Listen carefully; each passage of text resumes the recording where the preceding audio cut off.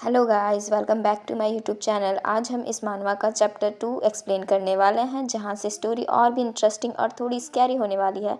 Video शुरू करने से पहले अगर आपको ऐसे एक्सप्लेनेशन वीडियोस पसंद है तो चैनल को सब्सक्राइब ज़रूर करें और वीडियो को लाइक करना मत भूलें। चलिए अब बिना किसी देरी के चलते हैं स्टोरी के अंदर। नेक्स्ट सीन में हमें ड्यूक का मैंसन दिखाया जाता है, जहाँ बेकी बोल रही होती है, हेलो मेरा नाम बेकी है। मैं एक नोवेल में रिकानेंट हो गई हूँ जिसका नाम बस एक छोटी सी विलनेस है। मैं नोवेल के अंदर एक एक्स्ट्रा करेक्टर के रूप में जीवन जी रही हूँ। बेकी कहती है, अनाथालय में मुझे बेकी नाम दिया गया था। अनाथ आश्रम के मालिक को कोई कहता है कि आपने पहले ही एक बच्चे का नाम नेटी रखा था। तभी अनाथालय के मालिक बोलते हैं, ओह तो फिर बेटी कैसा रहेगा। गाइज यहाँ पे हमारी फीमेल लीड का नाम बेटी है, लेकिन मैं बेकी कहूँगी तो आप लोग ज़्यादा कंफ्यूज मत होइएगा। फिर तो इस तरह से हमारी फीमेल लीड का नाम बेटी पड़ा, लेकिन मैं बेकी ही कहूँगी। बेकी सोचती है, कम से कम मेरा नाम सोचने का नाटक भी तो कर सकते थे। एक आम आदमी का जीवन ऐसा ही होता है शायद। हमें ड्यूक का मैंसन की ओर दिखाया जाता है, जहाँ बेकी सोचती है, ड्यूक बर्नहार्ड लिकली जेनस इस नोवेल का डार्क रियलिटी। शायद ड्यूक को घरेलू मामले में ज़रा सा भी इंटरेस्ट नहीं है। वैसे ये बिल्कुल सही है, पुरुषों के लिए कोई काम नहीं है वहाँ पे। एक मेड काम छोड़ के जा रही थी इसलिए क्योंकि उसे काम के पैसे नहीं मिल रहे, और दूसरी मेड कह रही है कि ड्यूक ने अभी तक अनुमति नहीं दी है, और वो मेड कहती है कि मत जाओ। नेक्स्ट सीन में बेकी स्माइल करते हुए सोचती है, उन्होंने मेरे जैसे 10 साल की बच्ची को नौकरी पे रखा है, इससे सब कुछ पता चलता है। लेकिन इस ड्यूक की प्रॉपर्टी के उल्टा मैंने अपने फ्यूचर के लिए कुछ योजनाएं बनाई है। अगर मैं यहाँ 1 साल तक टिकूँ, मुझे ड्यूक के घर में एक नौकरानी के रूप में काम करने का एक्सपीरियंस होगा, जो कि रेज्यूमे पर अच्छा होगा। फिर मैं एक अच्छे रसोई घर में काम कर सकती हूँ और शेफ़ बनने का लक्ष्य रख सकती हूँ। वैसे नैनी बनना भी बुरा नहीं होगा।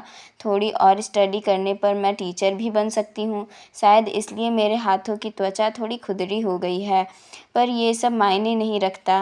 बेकी गाना गुनगुनाते हुए कुएं से पानी लेने जाती है और कहती है कि मेरे पास आने वाले इस वक्त में एक अच्छा फ्यूचर है, जो बहुत जल्दी मेरे पास आएगा। बेकी दोबारा कहती है, मेरे सामने एक उज्जवल भविष्य है। तभी कुएं से किसी का हाथ बाहर निकलता है। बेकी ये देख के शॉक्ड हो जाती है। भाई मैं भी शॉक्ड हो जाती है, अगर मैं तो ऐसे भी घर में शॉक्ड होते ही रहती हूँ, कुछ भी देख लेती हूँ तो ये तो मामूली सी बात है, कुएं से निकल रहा है, कोई भी शॉक्ड होगा ही। तो चलिए हम यहीं पे स्टोरी पे जाते हैं। ये कोई और नहीं बल्कि ड्यूक होता है। बेकी शॉक्ड हो जाती है। बेकी डर के मारे ड्यूक के सिर पे एक बाल्टी दे मारती है। बेचारा ड्यूक दोबारा कुएं में गिर जाता है। तभी बेकी सोचती, वेट, वो कुएं से बाहर क्यों आया? वो तो एक ड्यूक है। बेकी की कहानी, जिसने 10 साल की उम्र में जिसने अपना जीवन समाप्त कर लिया अंत में। और बेकी सोचती है कि नहीं, ये अभी ख़त्म नहीं हुआ है। आखिरकार ये ग्रेट ड्यूक जीनियस है। वो साम्राज्य को सहारा देने वाला एक स्तंभ है, इतना मजबूत है कि बहुत कम उम्र में अपने पूरे कबीले को ख़त्म कर दिया और एक ड्यूक बन गया। क्या लगता है कि सिर्फ एक बाल्टी से उसकी मौत हो जाएगी? बिल्कुल नहीं, वो पक्का किसी न किसी तरह से ऊपर चढ़ ही जाएगा। मुझे उसे पूरी तरह ख़त्म करना होगा। इस तरह वो मुझे कभी ढूंढ नहीं पाएगा। अगर वो मुझे पकड़ लेगा तो मुझे पक्का टॉर्चर कर कर के मार डालेगा। क्या इस तरह नोवेल में कोई परेशानी है तो उसकी मदद करना आम बात नहीं है? बेकी नोवेल की बात सोचने लग जाती है कि फीमेल लीड की तरह मुझे भी दयालु होना चाहिए।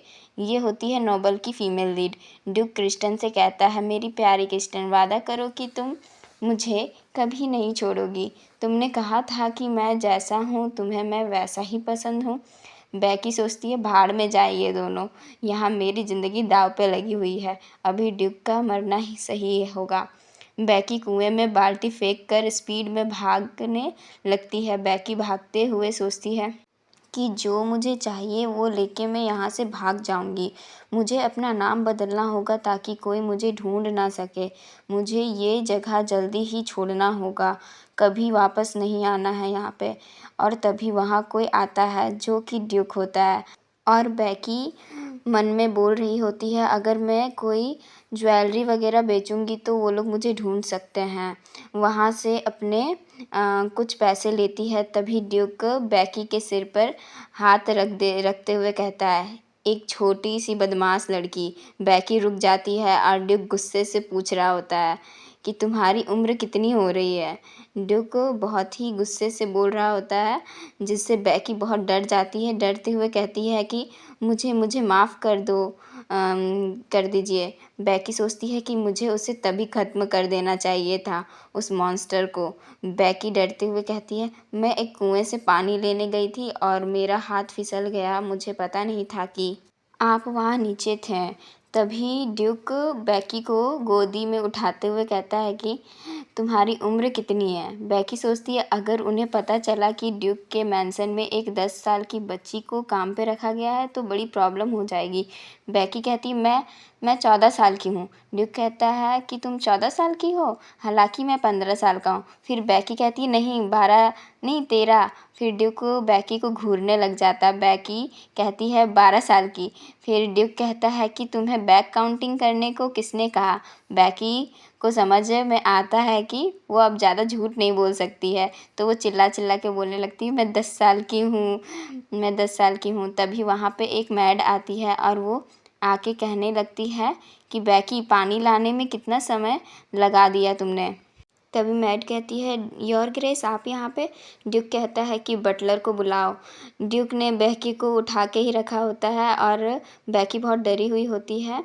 ड्यूक बेकी को उठाकर ले जाने लगता है और बेकी सोचती है कि किसी महान व्यक्ति की हत्या करने पर पक्का मुझे फांसी की सज़ा तो मिलेगी ही। मैंने कभी नहीं सोचा था कि मुझे इसका इस्तेमाल करना पड़ेगा। तभी बेकी अपनी जेब से कुछ निकाल के चबाने लगती है। ड्यूक कहता है कि तुम क्या चबा रही हो, अभी थूक दो उसे। तभी बेकी मन में सोचती है मैं फांसी चढ़ने से अच्छा मैं अपने हाथों से मरना ज़्यादा पसंद करूँगी। तभी ड्यूक कहता है कि क्या तुम मरने के लिए इतनी उतावली हो रही हो, जबकि मैं प्यार से कह रहा हूँ जल्दी जल्दी थूको उसे। बेकी कहती नहीं। ड्यूक कहता है सच में क्या आप इसे थूकेंगे नहीं? नहीं। बेकी सोचती है कि इसका असर जल्दी दिखने लग जाता है। बेकी धीरे धीरे करके बेहोश होने लग जाती है और सोचती है कि मुझे तो नींद आ रही है, मैंने अपनी पूरी ज़िंदगी अपने लोगों के लिए जिया। हमें कुछ आवाज़ें सुनाई देती है। मुझे विश्वास था कि मेरी मौजूदगी उनकी रक्षा के लिए काफ़ी है और मेरी सोच उनको सुरक्षित रखने के लिए। लेकिन वो पीछे मुड़ के देख ऐसा लगता है कि यह सब मेरा अपना भ्रम है। मैं अपने लिए कमाई करती हूँ और एक शांत जीवन का आनंद लेना चाहती थी। तभी बेकी की आंखें खुलती है। वो वहाँ से उठ के अपने आसपास देखने लगती है। बेकी सोचती है कि एक औरत, अजीब सपना, मैं अभी भी जिंदा हूँ। बेकी अपना पैर ज़मीन पर रखती है तो देखती है कि एक एक्सपेंसिव कारपेट। ये सब क्या है? आखिरकार मैं इतने एक्सपेंसिव कमरे में क्या कर रही हूँ? तभी बेकी कमरे में घूमते हुए वो खिड़की से बाहर देखती है तो एक बंदूक की गोली की आवाज़ आती है। ये आवाज़ शायद हॉल से आई है।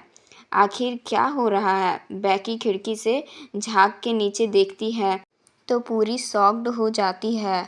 वो नीचे देखती है कि नीचे ड्यूक बंदूक लेके खड़ा होता है। ड्यूक नौकर से कहता है क्या आप इन सबसे सहमत नहीं हैं? बेकी सोचती है सचमुच वो पागल है, वो पक्का पागल हो गया है। तभी वहाँ पे एक दूसरी मेड आती है। वो बेकी को आके कहती है बेकी तुम जग गई। तभी बेकी मेड से पूछने जा रही थी कि एनी बाहर। तभी मेड कहती है चुप हो जाओ, अपनी आवाज़ धीरे रखो। वो बहुत डरी हुई होती है। सामने वाली मेड जिसका नाम एनी है वो कहती है कि क्या वापस बिस्तर में जा सकती हैं? किसी को मत बताना कि मैं यहाँ थी। बेकी पूछती है कि क्या मैं कितने समय तक यहाँ बेहोश थी? एनी कहती है कि क्या ये अभी ज़रूरी है? इससे पहले मैं पकड़ी जाऊँ, बिस्तर पे वापस चली जाओ। बेकी कहती है क्या आप ड्यूक से छुप रहे हैं? एनी कहती है कि ये ऑब्वियस सी बात है, तुम अनाथ गंदे कचड़े। तभी बेकी सोचती है कि एनी मुझे यही कह के पुकारती थी जब उसका मूड ख़राब होता था। एनी कहती है चुप रहो। वो बहुत डरी हुई होती है। डरते हुए कहती है बेकी प्लीज़ मेरी मदद करो, तुम एक अच्छी लड़की हो, है ना। बेकी सोचती है कि क्या मैं, वो भी अच्छी लड़की, और मैं ही क्यों। फिर बेकी सोचती है जब चारा बिल्कुल सही हो या अच्छे होने के बारे में नहीं है, तभी सीन शिफ्ट होता है। हम देखते हैं ड्यूक जो कि एनी से कहता है मैंने तुम्हें कहा था कि बिल्डिंग के अंदर मत आना, ये नियमों के खिलाफ है। तभी एनी कहती है कि मुझे माफ़ कर दीजिए योर ग्रेस। बेकी उस बच्ची ने भागने की कोशिश की और मैं उसे पकड़ने की कोशिश कर रही थी। वो अभी अभी जगी थी। वो इतनी तेज़ थी कि मैं उसे पकड़ ही नहीं पाई। तभी बेकी को दिखाया जाता है जो कि एक संदूक में छुपी होती है।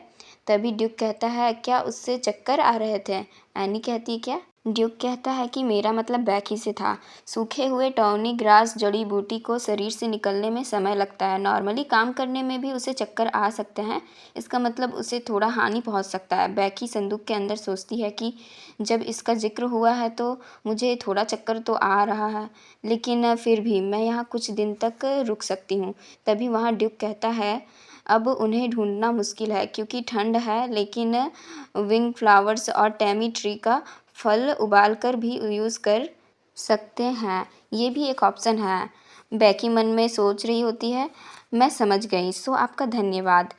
लेकिन वो एनी से ये सब बातें क्यों कर रहा है। तभी ड्यूक कहता है लेकिन सबसे तेज़ तरीका है सिर खोल कर सीधे चेक कर लो। मेरे अनेक शौकों में से एक शौक चीड़-फाड़ का भी है। ड्यूक यह कह के अपनी कदम आगे बढ़ा रहा होता है। अगर किसी देवदूत को भी मेरी उपाधि दी जाए तो भी वो मेरी तुलना तो नहीं कर सकता। यह कहकर ड्यूक संदूक को तोड़ देता है और मैं गैर बीमारों को भी ठीक कर सकता हूँ। ड्यूक झुक के कहता है सही कहा ना बेकी। बेकी सोचती अब तो मैं बुरी तरह फंस गई हूँ, अब तो मेरी वाट लग गई। तो चैप्टर 2 यहीं पे ख़त्म होता है। तो हम मिलते हैं नेक्स्ट चैप्टर में। Thanks watching for my YouTube channel. तो मिलते हैं कल। Bye bye guys.